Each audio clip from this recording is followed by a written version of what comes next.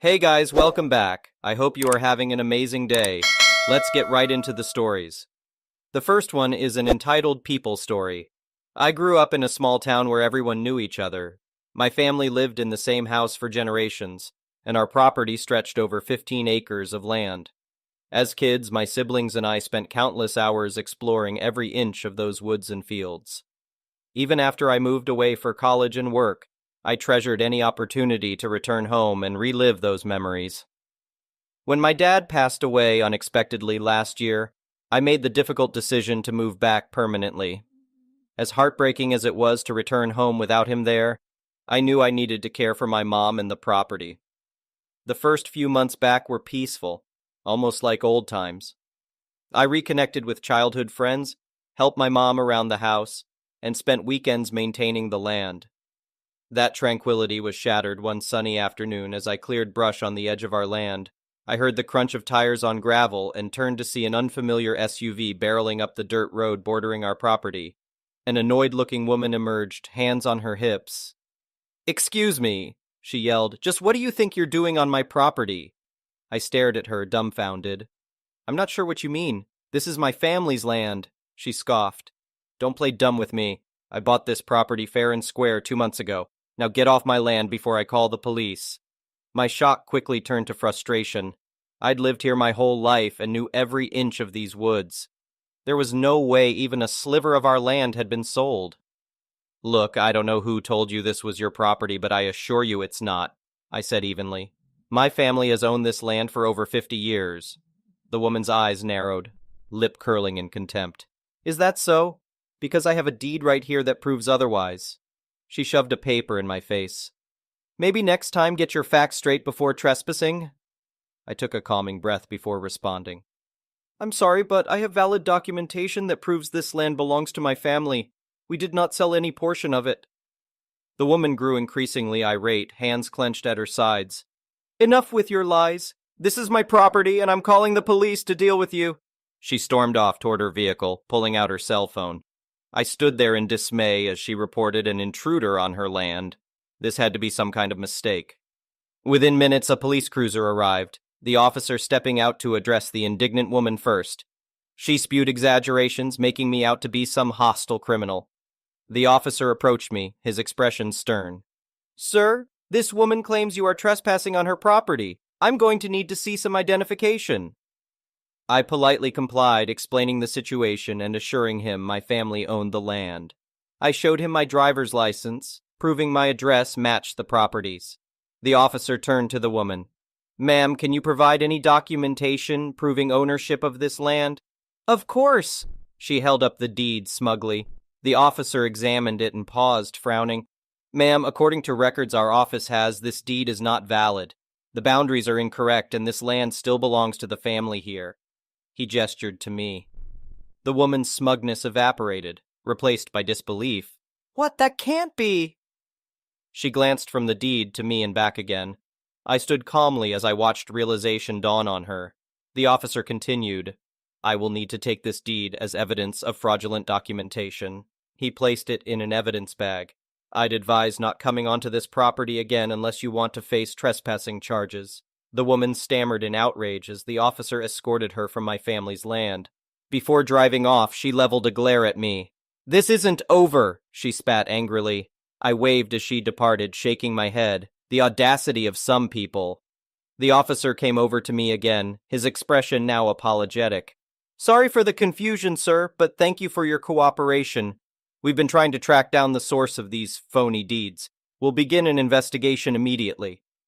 I thanked him profusely for his help, assuring him I didn't blame him for the misunderstanding.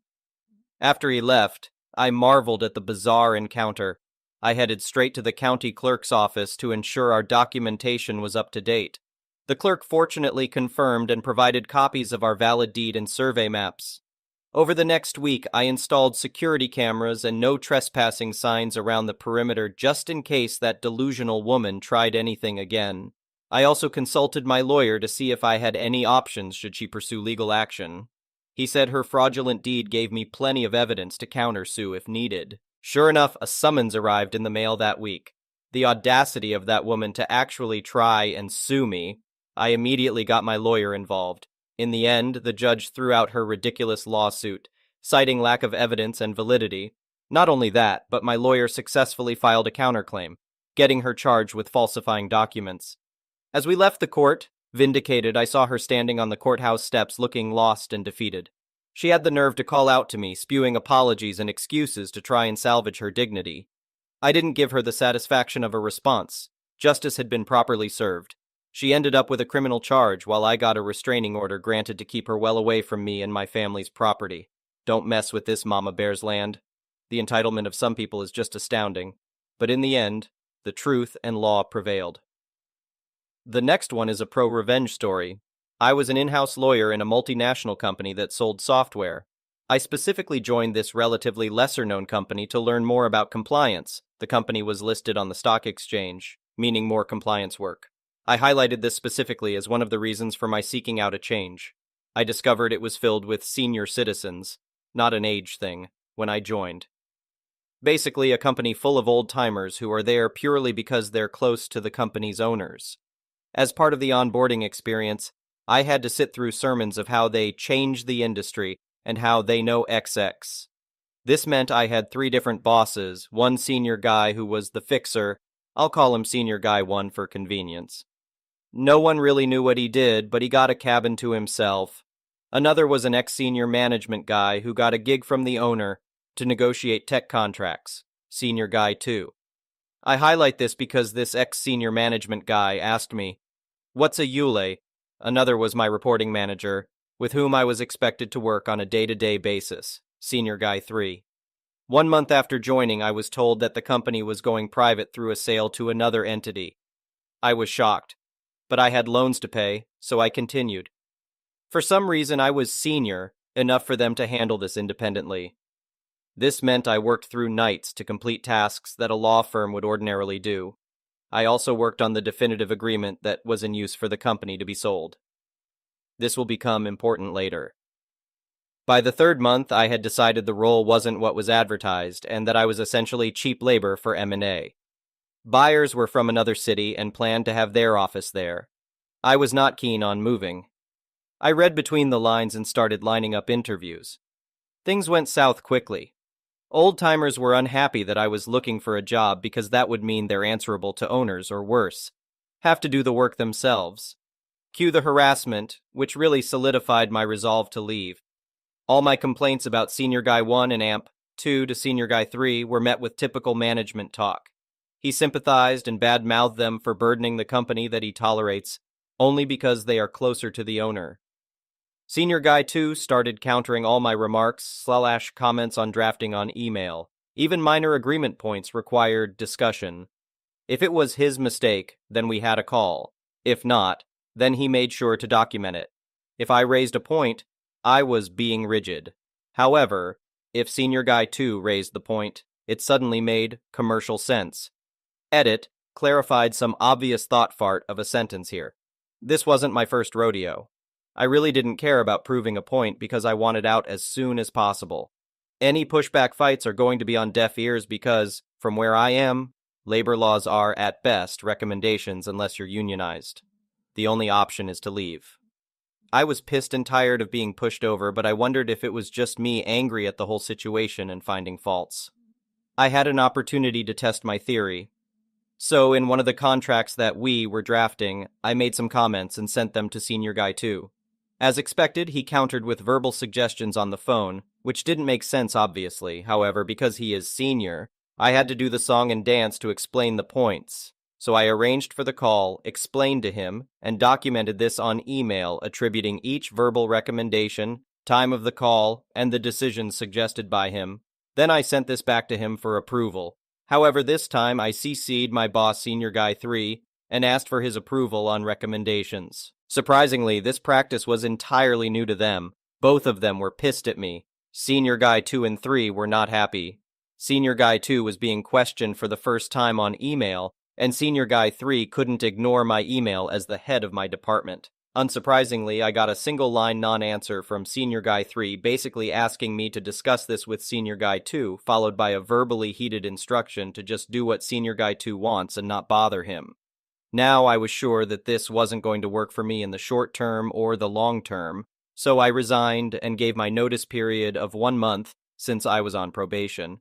Senior Guy 3 was pissed because he thought the notice period was for 3 months and the sale of the company was expected to close in 2 months.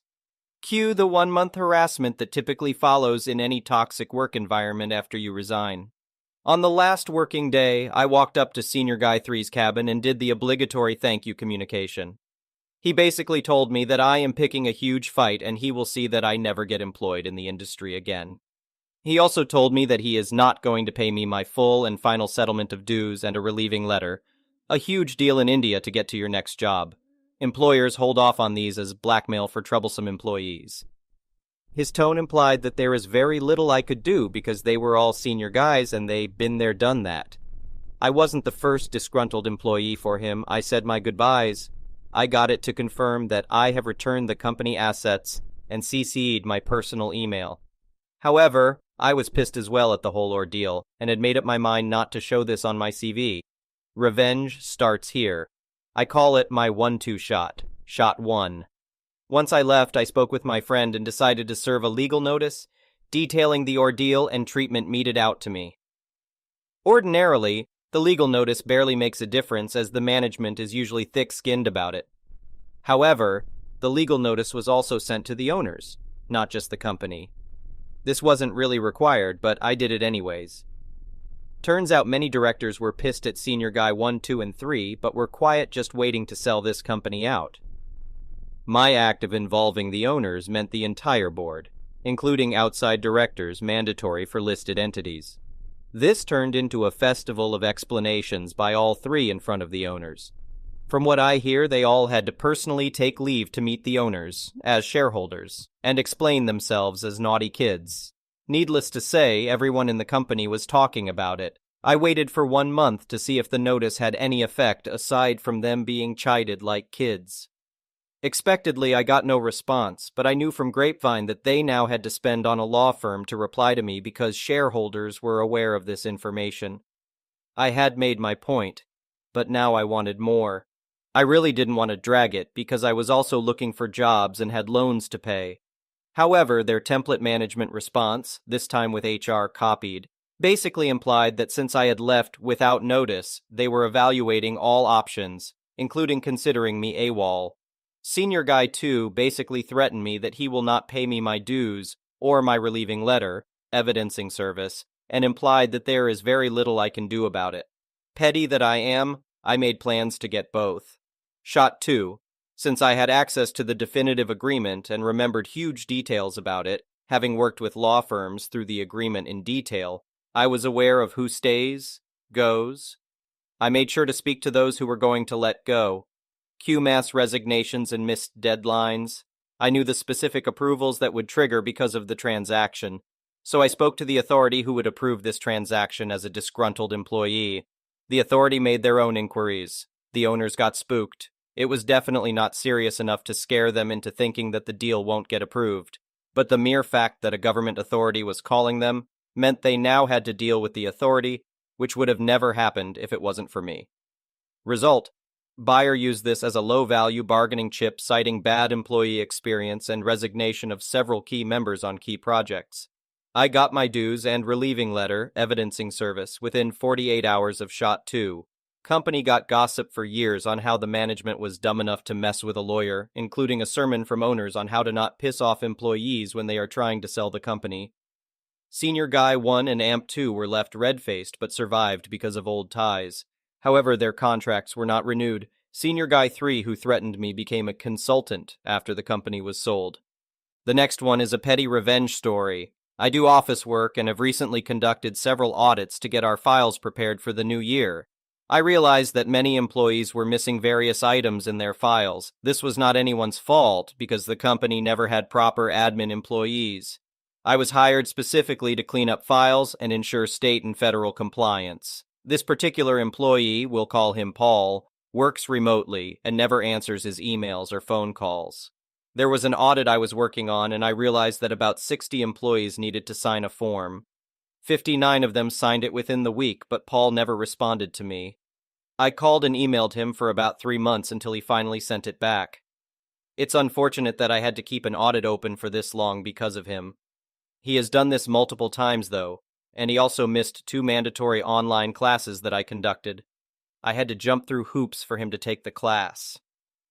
He's always the last one to complete anything that I ask of him, and it's quite unfair that I have to spend many hours calling and emailing him, all for a task that takes a mere 5 seconds for him to complete. Anyway, we are ordering new shirts for the whole company because they met the sales goals. It's just a gift, and we understand that we cannot make everyone happy. Maybe some don't like the color or fabric, etc. The owner made it very clear that we will send one shirt to every address, and there will be no returns or exchanges for any reason. This is because the shirts are custom made and quite expensive, and also because it's a gift, not like a company uniform or anything. I spent many hours getting everyone's sizes and entering them into a spreadsheet, but guess who never responded? Paul. Although I've never met Paul in person, I've seen a photo, and I would guess he's about 6'3" and around 300 pounds. So guess who ordered him a size extra small? The next one is a malicious compliance story. So, around the beginning of the pandemic, I landed a job at a well-known US fast food chain. The GM, general manager, was a tall, stocky, bald guy. He really liked my interview, so from the beginning, he told me that he hired me with the intention of making me a manager someday soon. So I busted my butt every day proving my worth, often doing the work of a full staff, around 8 people, all by myself. I worked this hard because my previous job had just laid me off due to the effects of the pandemic on the hospitality industry, canceled vacations and so on, and so I was just happy to have a job. In order to become a manager, you had to take the ServSafe exam. Usually you'd get promoted whether or not you passed the exam, but per state law, there was always to be a ServSafe certified manager on duty at all shifts. Given that there were so few of us, 3, including myself and the GM, that ServSafe certification was invaluable. But I'm getting ahead of myself. One day in the middle of my shift, the GM approaches me with a book to study for my certification. I'm excited because I know that this means a promotion and a significant pay raise. I study this book like my life depends on it, with every free moment that I get throughout the day spent in the book. I'm a quick study and I progress really well through the book, but there is one major issue. The more I read, the more I discover that there were so many health violations happening at the workplace. People, a lot of these fast food workers aren't paid enough to care about cleanliness. Most places will be okay with the appearance of cleanliness. I mean improper food storage, cross-contamination, changing the dates on expired products, just to name a few. We even had minors, 16, 17, working in the kitchen. I decided to approach the GM about my concerns, hoping that we could get to work on fixing a few things. Instead, I met with him snarling back at me. Just do what I say. I am shocked. Then he begins to make my life as miserable as he can. He would intentionally short-staff the shifts that I worked because he knew that I wouldn't complain about doing extra work, and then when our numbers suffered because there were literally 3 of us doing the work of 7, 8 people, he would bark at me at the beginning of the next shift in the presence of my co-workers. He went in deep, calling me worthless and all types of names just to degrade me. He would normally threaten my job about 2, 3 times during a shift. I actually began to gaslight myself into believing that I was in the wrong and to just work harder. It didn't really click that I wasn't doing anything wrong until one day when I stopped by during the morning shift. I worked nights to check on something, and I noticed the morning manager clock in, then go back outside to smoke and have breakfast. I was so shocked because no one said anything. I approached one of the morning guys that I knew I could trust and asked him if this was a normal occurrence. He said yes, along with so many other things that this female manager got away with that I would probably be fired on the spot for. During this entire fiasco, after many breakdowns where I would go to the freezer to cry, I did it. I passed the ServSafe exam. I was very proud of myself. If my life was miserable before, I don't have the words to begin to describe what my life became after getting certified. Apparently, and I have no way of verifying this, the GM became threatened by me and intensified my misery. I forgot to mention that in an attempt to save money so his numbers looked good, he would literally make some workers work days for free. Let me explain. I noticed that some employees would work double 5 days a week and get paid the exact same as the workers who worked normal hours. People, listen to me. Hard work is rarely, if at all, rewarded in the US. This man would manipulate the time clocks to essentially force some of the more gullible employees to work overtime and only get paid for 40 hours. I kid you not, there was this young girl fresh out of high school who would somehow manage to work 70 plus hours a week and only be paid for 40. She somehow thought this was normal. Here's the kicker. While he was manipulating the clocks and abusing some of these kids, he would always be on the clock even when he'd left for the day. One day, I had the audacity to clock him out because he wasn't in. This man gave me the tongue lashing of a lifetime the next time he saw me. Now comes the karma, and it was sweet. The thing about cosmic justice is that it has a sense of humor and irony. I specifically remember that in one of my GM's tirades, he would tell me that I would be coming in here as just a customer and not an employee at some point. Keep this in mind because this is important for later. So a random Tuesday morning, I'm still recovering from last night's shift when I get a phone call from one of the morning employees. She can barely get a word out in utter shock, but I made out that she was saying, "They just fired GM." I let out this maniacal laugh that I'm sure my entire neighborhood heard. I laughed to the point of crying. So apparently, the store was doing so badly that it caught corporate's attention. They sent a couple of guys to do an audit, and get this, they pointed out every violation that I had previously pointed out to the GM. It was so bad that they fired him on the spot. The corporate guys became our acting GM, and the store had to be shut down for a couple of days to fix the crap fest that it had become. Get this. Remember how the GM said that I would one day come to the store as a customer and not an employee? Well, guess who ended up coming to order food a week after being fired? I almost snapped my ankle running to the front to serve him with a smirk. To make matters worse, his wife left him after he was fired. Apparently he was cheating on her with the morning shift manager. It all made sense now, how she got away with anything. We only found out because she used his phone to text the work group chat exposing the affair and telling us that this man had contracted an STD from the affair. It felt great to be validated and vindicated for everything I pointed out. Over the next couple of weeks, we went through a couple of GMs from neighboring stores who came to fill in. Eventually, things got way better. I left the job a few months later for health reasons and got a better job that paid twice what I was making back there. Thank you for watching. I would really appreciate it if you could like the video and subscribe to our channel if you haven't already.